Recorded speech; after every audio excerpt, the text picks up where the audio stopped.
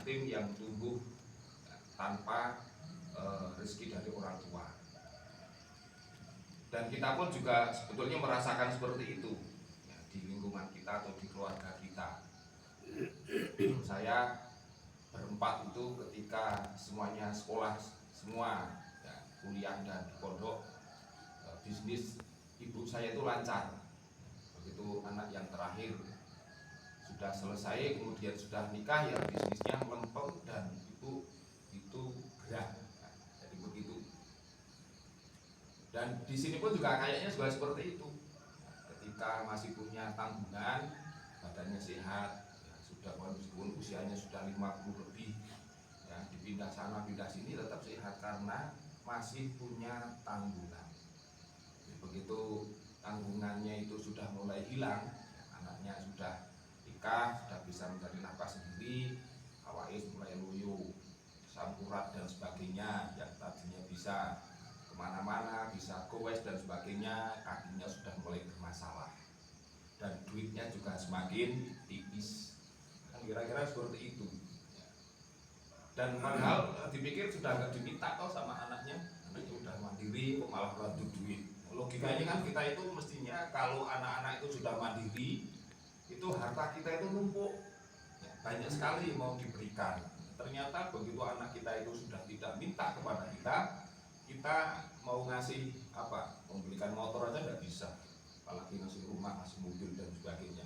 Itu menunjukkan bahwa rezeki anak-anak kita itu yaitu dari Allah Subhanahu wa Ta'ala. Maka tidak diperbolehkan dengan cara apapun ya, membunuh anak itu jangan kemudian anak udah gede-gede dibunuh, itu bukan seperti itu, walaupun itu ada. Zaman sekarang kan ada orang yang terhimpit ekonomi, anaknya diajak bunuh diri, itu kan sama saja membunuh anak. Tapi sebuah perencanaan yang memang menghambat pertumbuhan anak, menghambat anak itu supaya tidak lahir. Ya. Contohnya misalnya dengan cara KB ini ada yang diharamkan, ada yang dibolehkan. Kalau KB itu ya membunuh suatu hal hidup, ya suatu makhluk hidup, walaupun itu belum 4 bulan, walaupun itu belum jadi, lah ini tidak diperbolehkan. Semua ulama bersepakat. Membunuh embrio, membunuh sperma itu tidak diperbolehkan. Itu hukumnya haram.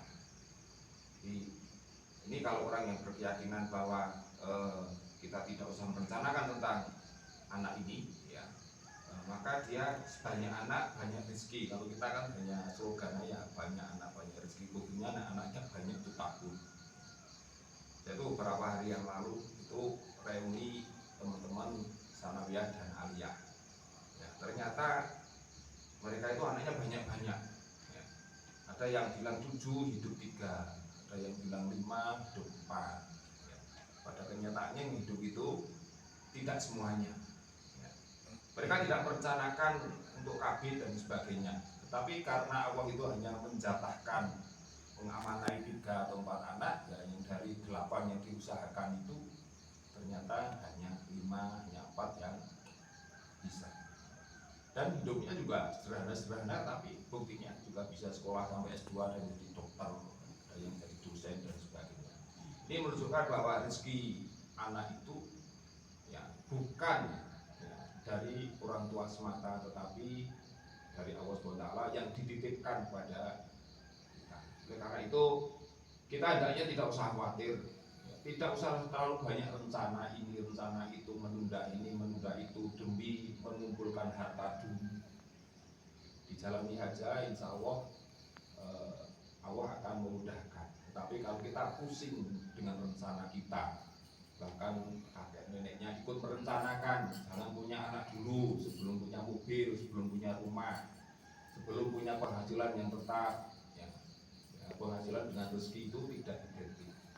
Rezeki bisa apa saja, tapi kalau penghasilan itu adalah berupa uang yang kita hitung. Karena itu marilah kita luruskan, ya meskipun mungkin sudah lansia tidak akan punya anak lagi, tetapi minimal kita memberikan pemahaman kepada anak-anak kita, ya, tidak usah takut dengan masa depan anak-anaknya, karena Allah SWT akan menjamin rezekinya. kita tidak usah khawatir kalau kita masih punya tanggungan. Insya Allah ya, Allah akan memberikan kesehatan, akan memberikan kemudahan ya, dalam membesarkan dan mendidik ya, menata anak-anak kita untuk masa depannya yang lebih baik. Mudah-mudahan bermanfaat khususnya bagi diri saya sendiri dan juga pada saya jamaah. Billahi taufiq wal hidayah. Assalamualaikum warahmatullahi wabarakatuh. Waalaikumsalam warahmatullahi wabarakatuh.